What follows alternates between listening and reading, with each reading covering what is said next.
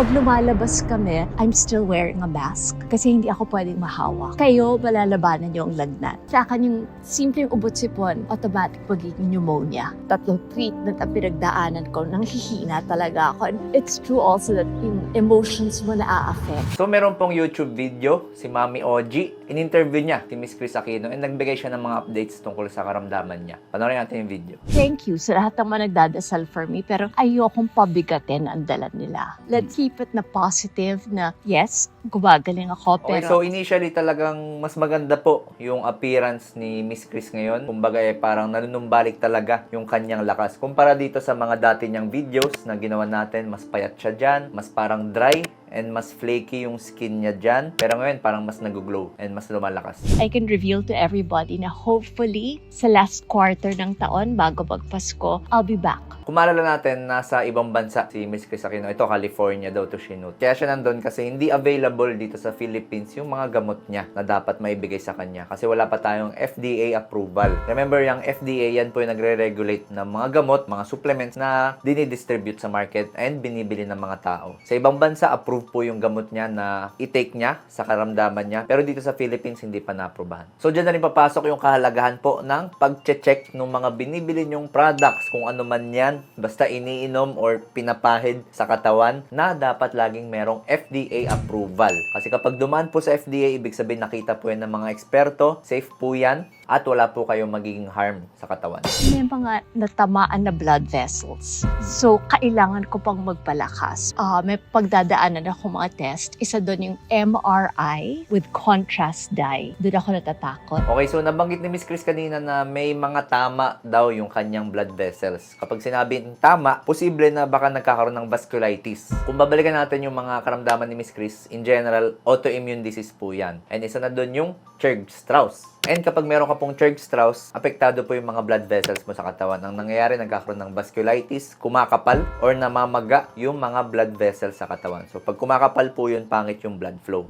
Yun yung test na hihiga ka, papasok ka, tapos meron parang malaking machine na gano'n, tapos maingay siya. Okay, so parang malaking donut, okay? Malaking donut yung machine na yon. Tapos nakahiga yung pasyente, may nilalagay sa ulo, may nilalagay sa kamay, depende kung anong part ng katawan yung i-examinin. And yung isang malaking donut na yon, malaking magnet po yan. And sa pamamagitan ng MRI, with contrast, nakikita po yung mga ugat sa katawan ng tao. Malalaman kung sumisikip ba yung ugat, malalaman kung namamaga ba yung ugat, kung may pagbabara ba sa ugat, para ma-examine din kung kamusta yung katawan ni Chris, kasi baka nga may mga blood vessels na maliliit, sumisikip, complications ng Churg-Strauss, para ma-monitor bago siya umuwi ng Pilipinas. Kahit bigyan ka ng noise cancellation, maririnig mo pa rin and you're there for close to 1 hour. Pero merong isushoot sa'yo na Dye, may okay. kulay yung dye. Tapos sa buong katawan mo dadaan yan. Okay, totoo po yun na sinabi ni Miss Chris na maingay yan eh. Iba nagpapalagay ng noise cancellation, ng earpiece para ma-reduce yung ingay. Pero sobrang lakas po niyan, ganito po yung tunog niyan. So ako, on my personal experience, medyo nagiging problematic nga kasi maingay and masikip. So may mga patients tayo na meron tinatawag na claustrophobia kasi medyo masikip po yung bilog na yun eh. Pag pinasok sila dyan, yung ibang mga pasyente ko dati, natatakot, parang feeling nila hindi sila makahinga, sobrang sikip, tapos feeling daw nila lumalapit yung machine sa mukha nila. And sasamahan pa nga nung malalakas na tunog. So pag may mga ganun po ang patients dati, inaaral namin kasi baka pwede naman siya i-CT scan muna bago MRI kasi pag CT scan, mas mabilis po yun, tsaka hindi siya maingay. Or baka naman kailangan siya i-sedate. Ibig sabihin, papatulugin yung pasyente para hindi siya matakot. So, ito po isang example ng normal na MRI ng isang tao. So, ito po yung normal. Kung makikita nyo, naka-side view po yung pasyente dyan. Tapos, ito po yung aorta. Ito yung pinakamalaking ugat sa katawan natin. Nanggagalingan sa puso, nagbibigay ng ugat sa iba't ibang parte ng katawan. So, ganyan po kalaga ang puso kaya dapat laging aalagaan. Kung mapapansin nyo, very smooth, walang mga uka-uka, walang mga irregularities. Yan po yung normal na aorta. Tapos ito naman po example ng MRI. Ang pasyente po dito, hindi to kay Chris Aquino. Isang 28 years old female na merong back pain daw to. And nagpa-MRI siya, ito po yung nakita. Kung mapapansin nyo yung mga yellow arrow, may mga uka-uka, may mga irregularity dun sa pader ng aorta. So hindi po yan normal. Tapos sa ibang view, kumakapal po yung mga wall or lining ng aorta niya. Hindi po yan normal. Ito po ay findings ng vasculitis. And pwede rin po ito makita sa Churg-Strauss o dun sa karamdaman ni Chris Aquino. Doc, bakit kailangan alamin yung kalagayan ng ugat ni Chris Aquino? Kasi delikado po yung vasculitis, lalo na kapag sa brain, yung sumisikip na ugat. Imagine niyo yung brain, yung blood flow nyo sa brain is limited. So, pwede magkaroon ng stroke, pwede maubusan ng oxygen yung utak, pwede manghina yung buong katawan niya. May fear ako kasi the last time I had that done was way back 2019. Bago kami umalis ng Pilipinas, so this would be 2022. Nakapag-PET scan na ako. Yun yung para malaman kung may cancer ka. MRI, iba po yan sa PET scan. And usually, mas mahal talaga yung PET scan. Kapag PET scan naman po, buong katawan yung ina-examine. And ang nakikita doon, nalalaman kung meron kang mga bukol. Specifically, kung meron kang cancer. Kadalasan yan, pag mga lymphoma, pag sinalang yung pasyente sa MRI, iilaw po doon sa monitor kung saan merong bukol na posible mag-point out to cancer. So, pag lymphoma, dito yan usually. Tapos, pwede rin sa mga prostate cancer kasi kapag prostate, kalat po yan sa mga buto. So, ito po example ng normal na pasyenteng nagpa-PET scan. So, yan. Ganito yung itsura niya. Mas madali imagine yun, nakatayo lang siya. So, ito po yung brain, yung pinaka-black. Ito yung heart. Nasa kaliwa po yung heart. Nasa kaliwa po yung pinaka-majority ng heart. Tapos ito yung pantog. Yan. Yan lang po dapat yung may mga may itim. Tapos ito ba to? Yan lang po dapat yung may mga itim. Yan o. Pwede nyo paikutin. No? Yan po ang normal. Tandaan nyo. Tapos ito po ang pasyenteng may lymphoma. Kung mapapansin nyo, ito yung brain, heart, pantog. Kaso meron siya dito. Yun o. Wala yan sa normal eh. Tapos meron pa siya dito. May mga itim dito. So mga itim-itim na po yan, mga kulani po yan. And hindi po yan dapat ganyan kalalaki. May mga kulani tayo sa katawan pero hindi dapat ganyan kalaki. So, yan po yung example ng PET scan na ginawa kay Chris Aquino. I think nagpa-PET scan siya before nung mga initial workup niya kasi nga inaalam natin kung ano ba talaga yung karamdaman niya. Kasi di ba nag-present siya ng weight loss, nag-present siya ng panghihina ng katawan. Kadalasan kasi pag cancer, yan din yung mga nakikita sa pasyente. Nanghihina yung katawan, biglang bumabagsak yung timbang. Ano naman yung in-inject sa akin ng panahon na yon. So, eto ngayon, it's very similar daw yung i-inject sa'yo and makikita magla-light up yan sa screen kung may mga blockage yung mga vessels. And if I clear that at kinaya, then pwede nang ituloy sa Pilipinas yung treatment sa akin. Masakit po yun na mainit yung dye eh. Base sa kwento ng mga pasyente ko. Mainit and masakit. So, minsan, kapag ako yung nag-inject nung dye, medyo hinihimas-himas ko para kahit papaano yung mabawasan yung sakit. There are 3 hospitals in the Philippines na pwedeng mag-import ng gamot except that the requirement is kailangan ang magbibigay sa akin is a rheumatoid specialist. Yun yung para sa mga kagaya ng masakit ko. So since medyo komplikado nga yung karamdaman ni Miss Chris, kailangan niya ng strict communication with the doctors from California and doctors dito sa Pilipinas.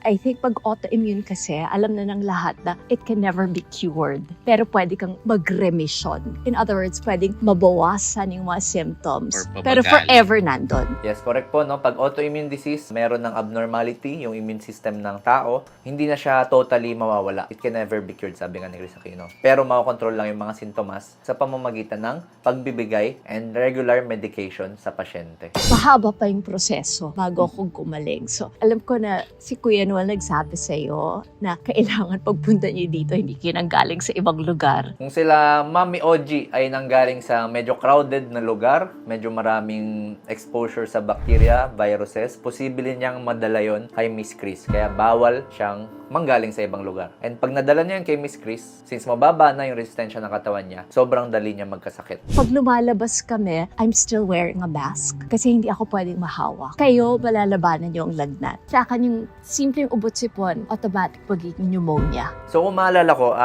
marami siyang karamdaman, di ba? Autoimmune. Sige, isang mabilis na review ng mga karamdaman ni Miss Chris Aquino. Again, this is for awareness. Wala tayong ibang kagustuhan kundi ang mabilis na paglakas ni Miss Chris Aquino. Churg-Strauss, ang nangyayari po dyan, kadalasan yung pasyente merong asthma, merong sinusitis, tapos nagkakaroon ng mga bukol-bukol or mga puti-puti sa baga nila. And yun nga, nagkakaroon din ng pagkapal ng mga ugat or vasculitis. SLE or lupus, kadalasan dyan yung mga pasyente merong butterfly rash. Ito yung picture ni Miss Chris nung na meron siyang butterfly rash. So kung maalala natin, nagkaroon siya ng butterfly rash, namumula yung pisngi niya. Tapos pwede rin dyan maapektuhan yung puso. Okay, pwede magkaroon ng tubig sa paligid ng puso. Pwede rin maapektuhan yung kidney. And And yung CREST syndrome, ito po yung acronym. Nangyayari dyan, nagkakaroon ng calcium deposits sa mga katawan. Nagkakaroon ng Raynaud's phenomenon, yung nag-iiba yung kulay ng daliri pag nalamigan. Hirap din sila lumunok ng pagkain, so posible mag-contribute yun sa pagbabawas nila ng timbang. Sclerodactyly, ito po yung parang kumakapal yung balat. Nangyayari po yan kay Miss Chris dati, kitang-kita yan, obvious na obvious. And telangiectasia, ito yung kita yung mga maliliit na blood vessel sa pisngi o kaya dito sa tiyan. May bago ng love life ng mama mo. Yes, he's a doctor. And I think that's part of the reason why it was easy. Kasi alam niya kung anong pinagdadaanan ko. He's part of the reason why I'm confident na pwede akong umuwi. Okay, so meron nang mag-aalaga kay Miss Chris sa karamdaman niya. Kasi alam ko na there's someone who will help in taking care of me. So obviously, by saying that, alam na nila na he's a doctor based in the Philippines. Ha! From what area in the Philippines? Makati! Okay. Makati. Ano ba hospital sa Makati? St. Luke's, Makati Med, TMC. Marami. Search nyo na lang po. At maraming ospital in Makati and in BGC. BGC. Mukhang St. Luke's. Iyak ako talaga nung palipad sila. I wanted him to be home for the 3rd death anniversary of Noy. Hindi ko talaga kinaya. Iyak ako nang iyak nung paalis na siya. 3 treatment ang pinagdaanan ko. Nanghihina talaga ako. And it's true also that yung emotions mo na-affect. Okay, so aside sa mga challenges na na-experience ni Miss Chris sa treatment, sa mga lahat ng tusok-tusok, since meron siyang lupus, meron din po kasing epekto yan sa brain or sa emotions ng mga pasyente, lalo na pag lupus. Pag yung pasyente po kasi merong lupus, pwede sila magkaroon ng mga sintomas ng depression and anxiety. So, bukod sa mga challenges, dumagdag pa po yung sintomas ng lupus. So, mas lalo sila nade-depress, mas lalo sila nalulungkot. So, kung meron tayong mga kamag-anak or kakilala na nakaka-experience ng mga ganitong karamdaman din, mahalaga siguro na i-extend natin yung ating pasensya sa kanila at pag-aalaga.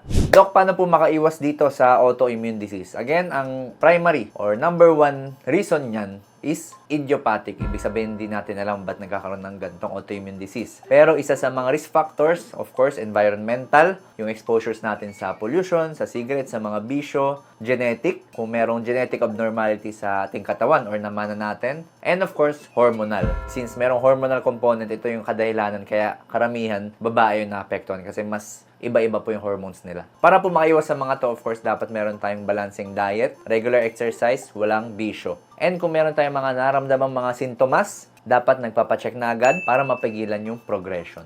Kung meron kayo tanong, comment down below. Kung nag-benefit ka sa video na to, please follow my social media pages. To Miss Chris Aquino, thank you again for sharing your story and I'm sure nakaka-increase tayo ng awareness dahil dito. Sana tuloy-tuloy na po ang inyong paggaling.